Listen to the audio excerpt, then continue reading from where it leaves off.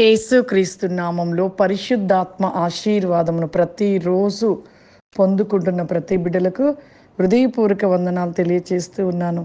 ప్రతిరోజు కూడా మనము లేవగానే ప్రార్థించుట మరవద్దు, వాక్యమును ధ్యానించుట మరవవద్దు, పరిశుద్ధాత్మ ఆశీర్వాదం పొందుకున్నట్టు కూడా మనము మర్చిపోవద్దు. ప్రతిరోజు కూడా లేచిన వెంటనే ప్రార్థించుట, దేవుడు ఎంతో జ్ఞానాన్ని మనకు అనుగ్రహిస్తాడు. వాక్యమును ధ్యానించుట ఇంకా ఎంతో జ్ఞానాన్ని పొందుకుంటాం. పరిశుద్ధాత్మ ఆశీర్వాదము పొందుకునుట మన జీవితంలో ఆ దినమంతా కూడా ఆశీర్వాదాల చేత అపాయాల నుండి తప్పిస్తూ రక్షిస్తూ కాపాడుతూ ఉంటాడు పరిశుద్ధాత్మ దేవుడు.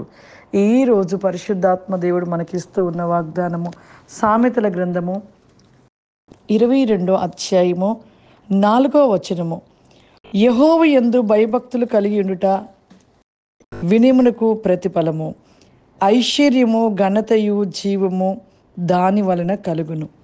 ఎంత గొప్ప వాగ్దానము ఈరోజు పరిశుద్ధాత్మ దేవుడు మనకిస్తూ ఉన్నాడు. యెహోవా యందు భయభక్తులు కలిగి ఉండుట వినయముకు ప్రతిఫలము అంటే దేవుని యందు భయభక్తులు కలిగి ఉండుట ఐశ్వర్యము ఘనత జీవము దాని వల్ల కలుగుతుందంట. నిజమే, దేవుని యందు భయము భక్తి కలిగి ఉంటే మన జీవితంలో అన్నీ పొందుకుంటాము, ఘనత పొందుకుంటాము. ఇంకా అన్ని విషయాలలో కూడా దేవుడు మనకి ప్రతి విషయంలో కూడా మరి ఆశీర్వాదకరంగా అన్ని ఆశీర్వాదాలు మన దేవుడు అనుగ్రహిస్తాడు. మరి నిజముగా మనము భయభక్తులు కలిగి ఉంటున్నామా?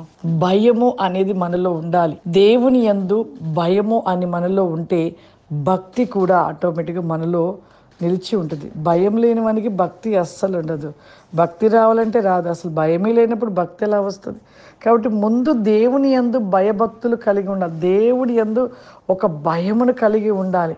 ఆ భయం ఉంటే ఈ లోక సంబంధమైన అన్నిటినీ మనం ఎప్పుడో విడిచిపెట్టేవారు. చూడండి, మందిరంలోకి వస్తాము, సేవకుడు చెప్పిన వాక్యాన్ని వింటారు, అక్కడితో ఆ వాక్యాన్ని మందిరం బయటికి రాగానే విడిచిపెడతారు. ఇంటికి వెళ్ళాక మామూలుగానే అన్నీ కూడా లోక సంబంధమైన విషయాలు, మొబైల్ చూడడము, ప్రార్థన చేసుకోకపోవడము, వాక్యం ధ్యానించకపోవడము, ప్రతిరోజు కూడా మరి ఈ లోక సంబంధమైన ఆశలు ఆలోచనలు కలిగి ఉంటూనే ఉంటారు. ఇవన్నీ విడిచిపెట్టమని ఎన్నిమార్లు చెప్పినను కూడా వీటిని విడిచిపెట్టలేని వారిగా ఉంటూ, భయభక్తులు లేని వారిగా ఉంటూ ఐశ్వర్యము ఘనత జీవము. ఐశ్వర్యం అంటే ఏంటి? దేవునితో ఉండటం బట్టి దేవుడు మనని ఒక ఉన్న స్థితిలో ఉంచుతాడు. భయభక్తులు కలిగిన వాడు ఉన్న స్థితిలోనికి వెళ్ళిపోతాడు. లేని స్థితి నుండి ఒక ఉన్న స్థితిలోకి ఐశ్వర్యవంతుడిగా నిలిచి ఉంటాడు. ఘనత అంటున్నాడు. నీవు దేవుని యందు భయభక్తులు కలిగి ఉంటే ఎంతో ఒక ఘనతనిస్తాడు. మరొకటిగా జీవము.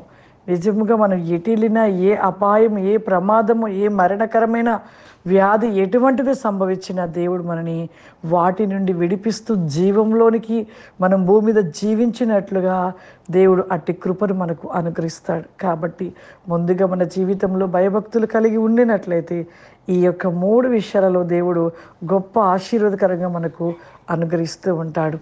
ప్రార్థన చేసుకుందాం. సర్వశక్తివంతుడా దయగల తండ్రి, నీకు వందనాలు చెల్లిస్తున్నాను.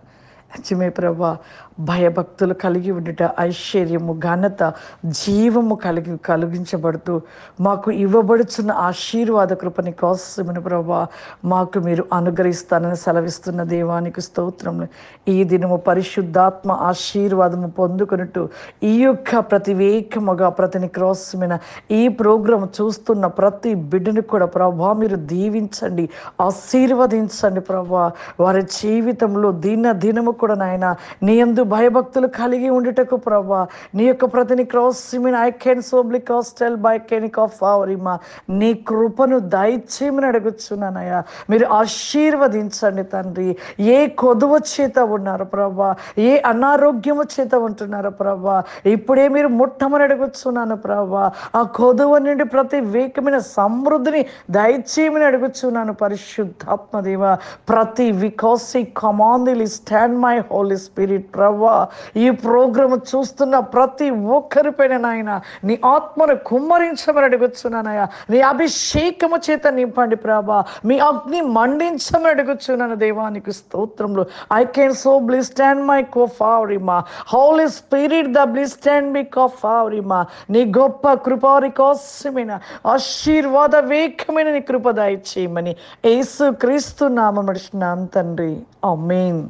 God bless you. దేవుడు మిమ్మల్ని దీవించును గాక. ఆమేన్.